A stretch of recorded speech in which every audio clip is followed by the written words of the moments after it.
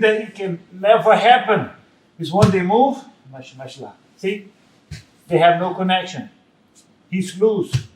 It's much harder to establish control.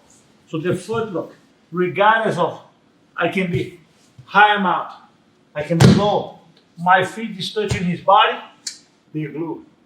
The only way that they were not going to have contact with his body, if I'm in a lower mount, but then my feet are crossed, then of course they are too far down.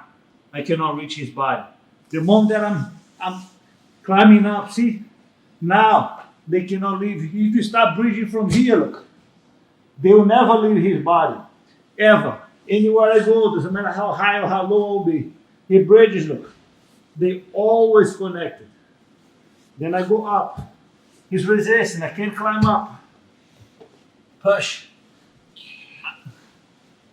He bridges. Anything he does, look, they never leave him.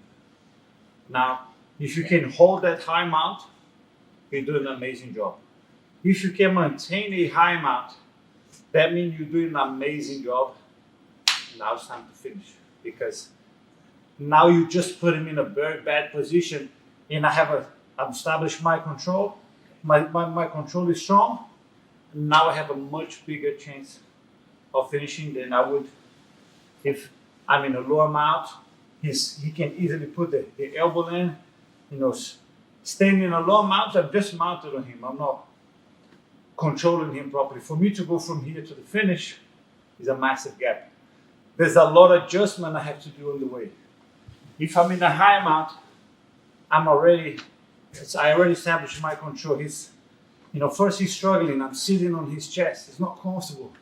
And from here to maneuver to finish, I have a much higher chance of succeeding. So now we're gonna defend. We're gonna react when he's replacing guard. How to do when the person started to push your leg to put it back in the guard. Trapping, starting from half guard and then full guard. So the one thing was a bridge. The other was when they're pushing your leg, because you have to react straight away. So what can we do when the person is doing that?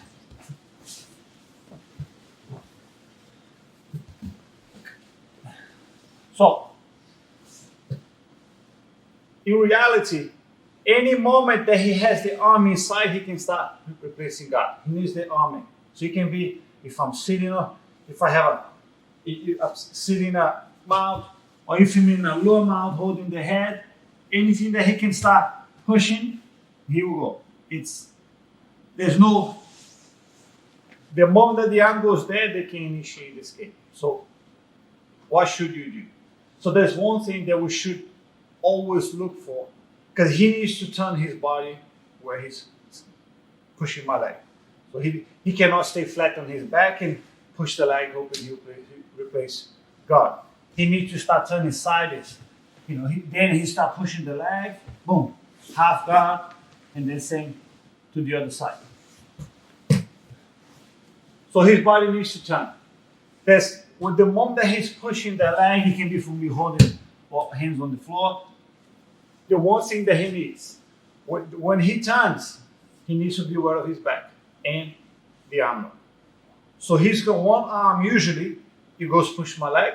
The other one is on my hips to keep me away. So he can keep my body away from him, because if this arm is not there and I collapse, look, then I'm keeping flat in his back and he cannot escape. So he needs to keep a distance between us. So he will push my leg with one arm, and the other one is going to go on my hips to keep me away, to keep a gap between us so he can escape. If there's no gap, he cannot escape. So he needs to frame. He needs to put the arm. So the moment that I feel, see, my foot is close to his body, but they always start on the knee. So he's going to start pushing, opening the space. I have to react by turning sideways on this position. The leg that he's pushing, I step my foot on the floor, because he can push my knee now as far as he wants. My foot is close to his hips, he cannot replace guard. If my foot was there, look, he has the space. So it doesn't matter how far my knee goes. So the moment that he starts pushing my knee, I put my foot, look, I turn, and of course my other leg close to his body.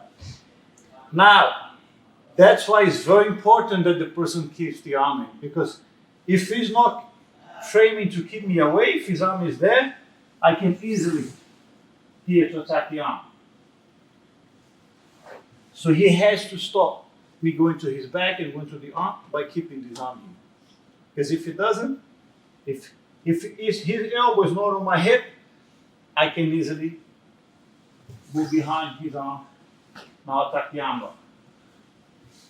Bear in mind that does happen. So if your opponent